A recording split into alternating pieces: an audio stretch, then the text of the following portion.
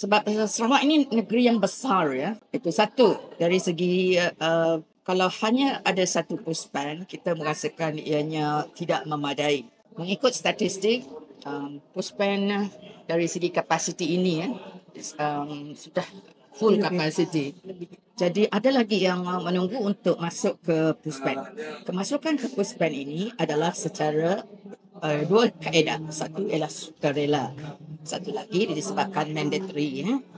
Jadi we still have a number, kalau saya tidak silap 100 lebih lagi, 130 kalau macam if I'm not mistaken yang menunggu untuk masuk ke pusat ini. So, dengan sebab itu kita merasakan dengan statistik yang ada, dengan keluasan negeri kita ni, dengan keberkesanan program di Puspan ini ya.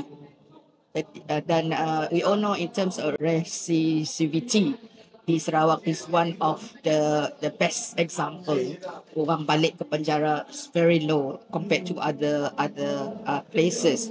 Jadi with all this, dengan semua faktor-faktor ini, maka kita merasakan wajar bagi kita memohon puspen tambahan.